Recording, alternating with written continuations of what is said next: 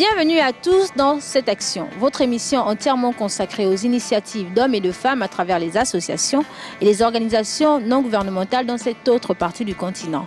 Un grand homme a dit un jour, si vous voulez cacher quelque chose à un Africain, mettez-le dans un livre. Cette phrase vous choque-t-elle encore ?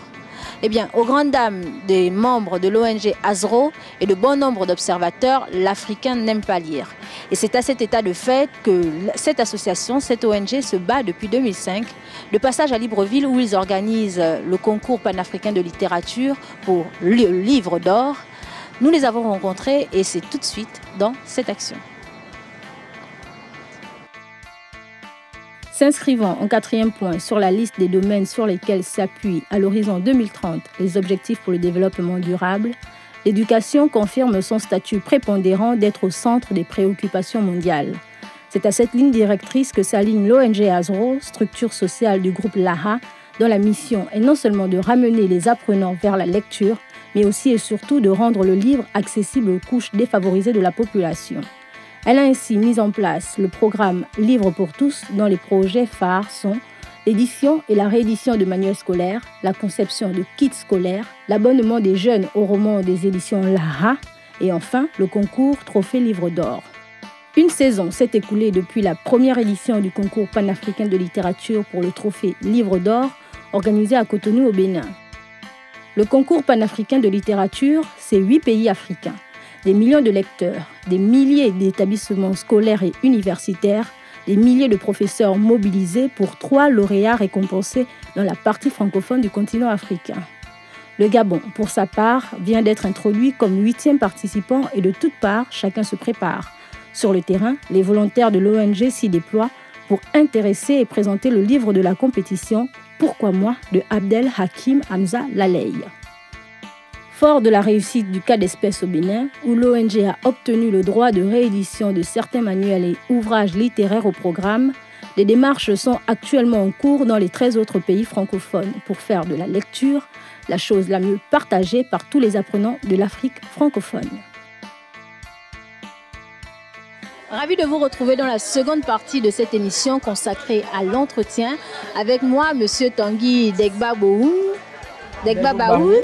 coordonnateur général de l'ONG ASRO, entendant par là l'association sociale de réinsertion des oubliés. Alors monsieur, je vais vous appeler Tanguy, c'est plus facile. D'accord. Alors l'organisation non gouvernementale dont vous avez la charge est consacrée sur l'aide sociale et la réinsertion des oubliés. Est-ce exact? C'est exact. Alors qui sont pour ASRO les oubliés? L'ONG ASRO, entendez par là aide sociale et réinsertion des oubliés, est une ONG qui a été créée depuis avril 2005 et qui mène des actions spécifiquement pour la réinsertion des oubliés. Et les oubliés pour ASRO, c'est ces jeunes élèves, ces jeunes étudiants qui aujourd'hui ont délaissé la lecture, qui ont du mal à s'acquérir les manuels scolaires au programme pour vraiment assimiler les cours comme il se doit, afin d'avoir un rendement vraiment à la hauteur à la fin de l'année scolaire. En dehors de ça, les oubliés pour nous, c'est ces ex-détenus qui, une fois leur peine purgée, ont du mal à se réinsérer dans la société. Alors, parce qu'ils sont souvent victimes d'une stigmatisation qui ne dit pas son nom.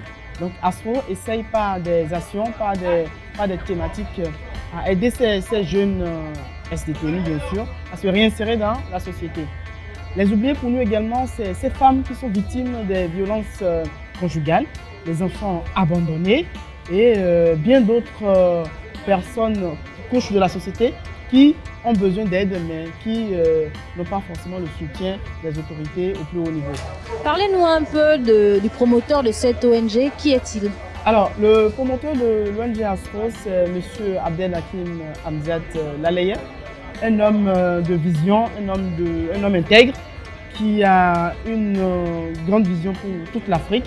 Parce que les actions que nous menons concernent beaucoup de pays d'Afrique francophone.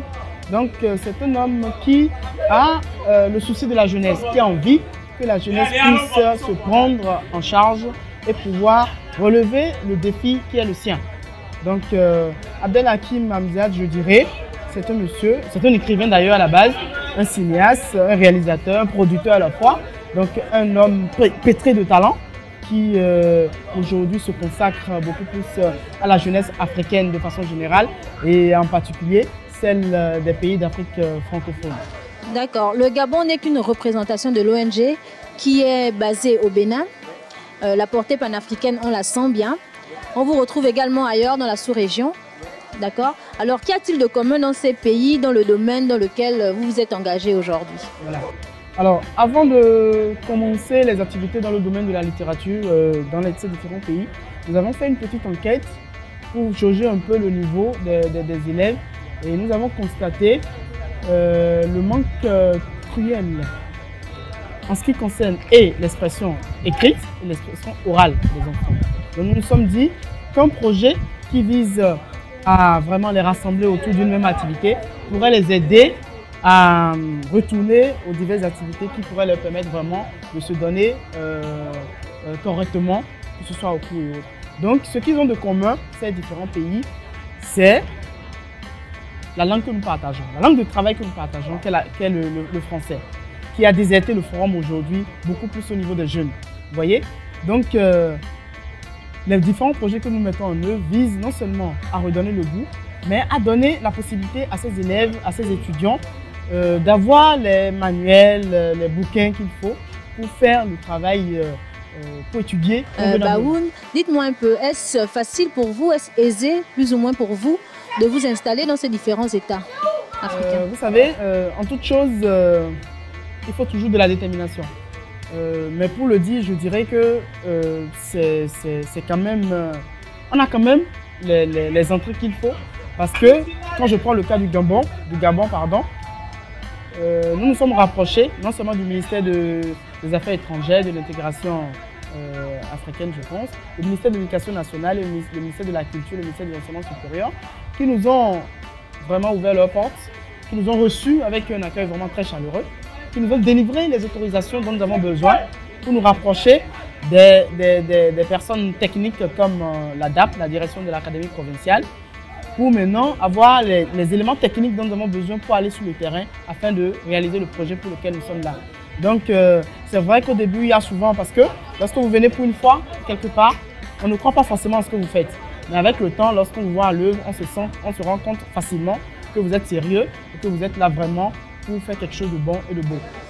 L'idée de départ, et nous sommes là-dessus, nous sommes d'accord, les jeunes apprenants, les jeunes Africains ne lisent pas. Mais par rapport à votre expérience, à qui la faute finalement? Je dirais que la responsabilité est partagée, aussi bien au niveau de ces apprenants, des parents, des enseignants et des dirigeants au plus haut niveau. Mais pour ce qui est de ce pourquoi nous sommes là actuellement, je dirais déjà qu'il y a l'avènement des TIC qui n'a pas vraiment favorisé cet état de choses. Vous n'êtes pas sans savoir tous les corollaires qui vont avec les TIC aujourd'hui, qui font que les enfants naturellement se désintéressent à tout ce qui est activité pédagogique, à plus forte raison la lecture. En dehors de ça, nous avons constaté que les livres coûtent excessivement cher. Vous voyez? Donc, nous sommes dans une approche de démystification du coût du livre et dans le même temps de rendre disponibles ces livres-là au niveau des apprenants. Vous voyez?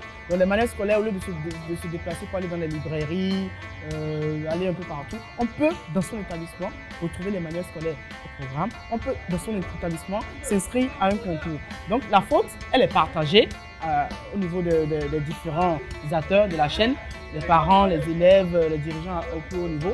Mais je pense quand même que si on essaye, avec les actions que nous menons, on essaye de mettre la puce à l'oreille aux enfants, ils pourront toutefois avoir cette émulation de retourner quand même à la lecture. C'est ce que nous faisons d'ailleurs. Parlez-nous à présent des différents programmes développés par l'ONG. J'ai à l'esprit comme ça le programme Lecture pour tous. En quoi consiste-t-il et quelles sont les ambitions visées? Il faut dire qu'au sein de l'ONG Astro, nous avons deux grands programmes. Nous avons le programme Lecture pour tous, comme vous venez de le dire, et le programme Help, qui veut dire aide en français. Alors actuellement, nous nous concentrons beaucoup plus sur le programme Lecture pour tous. Et Lecture pour tous est constitué d'un certain nombre de projets. Vous avez le projet du concours Trophée Livre d'Or. Nous avons le projet de l'édition et de réédition des manuels scolaires au programme. Vous avez le projet de l'édition, de la mise à disposition des kits scolaires aux élèves. Voilà un peu les 3 projets qui composent le programme Lecture pour tous. Et le programme Lecture pour tous, comme vous pouvez l'entendre, vise fondamentalement à rendre accessible la lecture à tous les niveaux, tous les élèves, à tous les étudiants, dans sa globalité à travers ces différents projets. Donc voilà un peu, de façon résumée, ce que je peux dire à propos du programme Lecture pour tous. D'accord, et le programme HELP? Alors, le programme HELP constitue le deuxième plus grand volet de ce que nous faisons.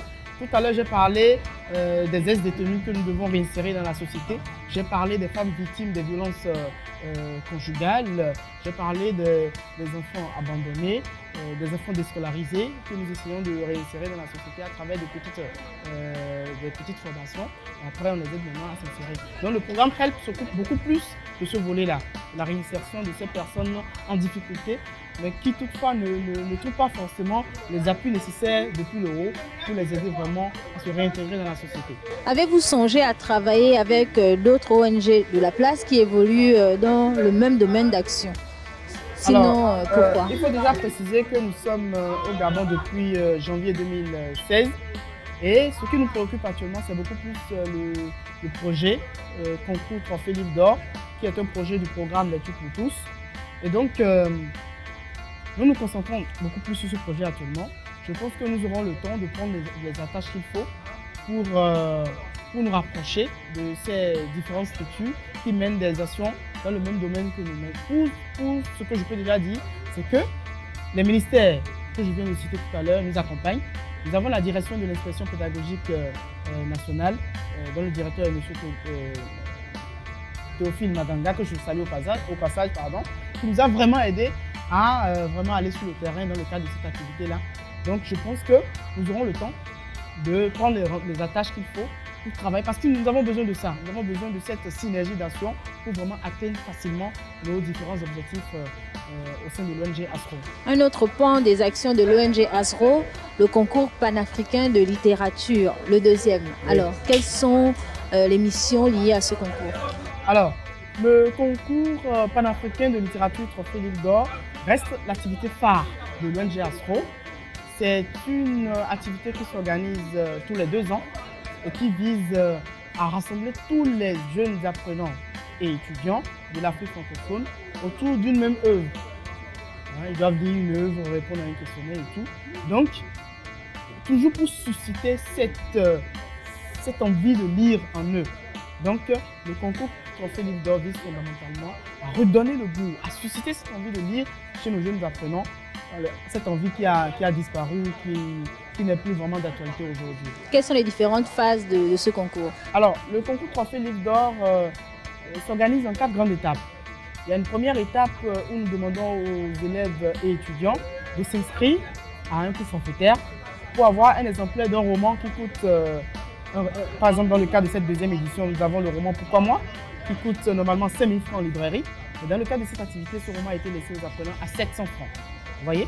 Donc ils s'inscrivent, ils lisent le roman et puis répondent à un questionnaire qui est inséré à la dernière page. Il y aura une première sélection au niveau de chaque établissement et de chaque université. Ensuite, nous passons à la deuxième étape, qui est une étape régionale.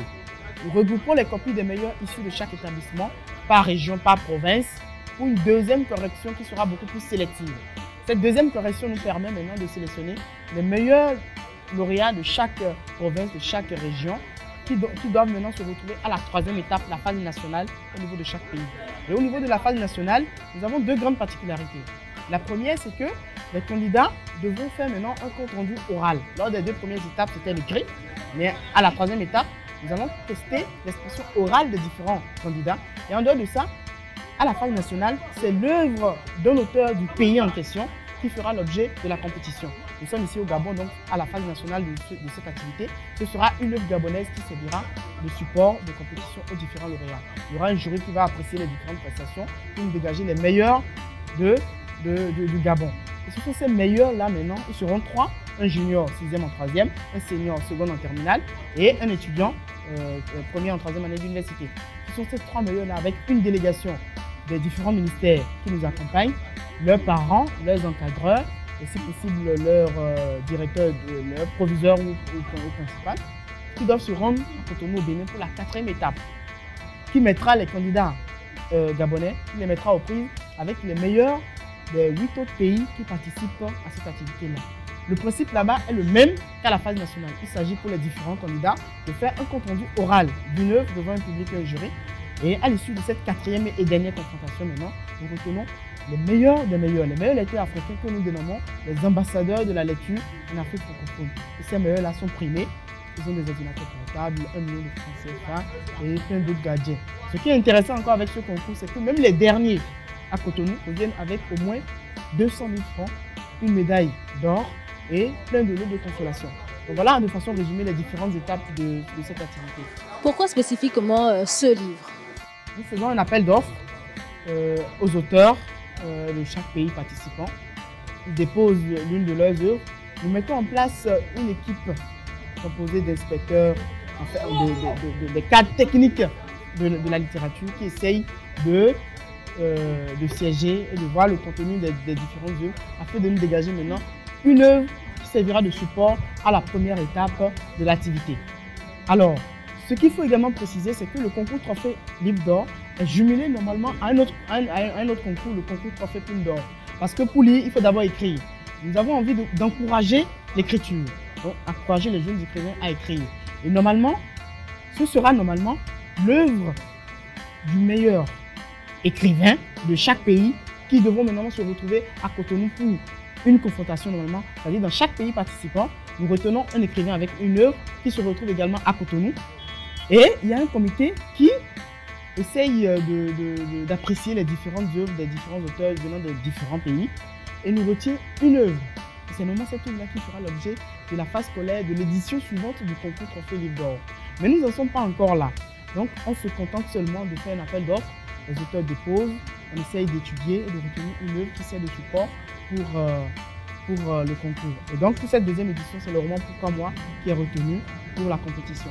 Le concours panafricain de littérature, une première au Gabon. Oui.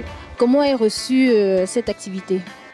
Le constat est général. Donc tout de suite quand nous venons rencontrer les différentes autorités ici au Gabon, ils étaient carrément d'avis avec nous. Ils ont reçu le projet avec beaucoup d'enthousiasme parce qu'ils ont compris effectivement que la lecture a déserté le forum. Et c'est ça d'ailleurs qui nous a permis en un brin de temps de pouvoir avoir les différents documents qui nous autorisent à aller dans les différents établissements pour essayer de vulgariser ce projet qui ne contient que des intérêts pour les élèves. Parce que la lecture n'a que des avantages. Elle est une activité intellectuelle hautement riche et qui ne révèle que des intérêts. Donc l'activité a été très bien reçue et la preuve c'est que nous avons eu les documents dont nous avons besoin pour faire le travail sur le terrain. Alors Monsieur Degbo Baoun, nous arrivons au terme de cette émission. Alors en tant que coordonnateur général de l'ONG ASRO, quelles sont vos attentes dans les différentes phases? Déjà, il faut préciser que la phase la plus importante reste la première étape du concours Trophée Livre d'Or parce que c'est au cours de cette étape que nous invitons tous les élèves à vraiment adhérer à l'activité. Parce que c'est l'étape où chaque élève peut avoir la possibilité d'avoir lu un roman à moins de coût et partager le contenu de l'histoire avec ses autres camarades. Donc nous exhortons les élèves gabonais à s'inscrire massivement à cette activité. Et la deuxième étape, comme je l'avais souligné, c'est juste une étape intermédiaire. La troisième étape, elle est beaucoup plus sélective et concerne beaucoup plus les meilleurs des différentes régions. C'est les meilleurs de la troisième étape maintenant qui devront aller à Cotonou. Donc la phase la plus importante pour nous, c'est la première étape qui reste la phase scolaire, où les élèves ont la possibilité de partager une même histoire avec les jeunes d'autres pays d'Afrique francophone. Et un beau jour dans l'avion, ils auront peut-être un thème de discussion, un Sénégalais et un Gabonais par exemple. Ah, tel le concours Trophée Livre d'Or. Ah oui, le roman Pourquoi moi, tu l'as lu? Ah, tel. Vous voyez, ça participe à l'intégration africaine au niveau de la sous-région. Voilà, de notre continent. Donc voilà un peu ce que je peux dire par rapport à cette Cette action tire à sa fin. Merci à l'ONG ASRO, à qui nous souhaitons bon vent quant au concours panafricain de littérature. Merci beaucoup à vous aussi.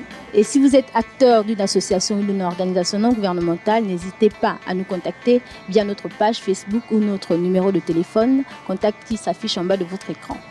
Merci encore de nous avoir suivis et à très bientôt sur les antennes de Canal 7, votre chaîne panafricaine.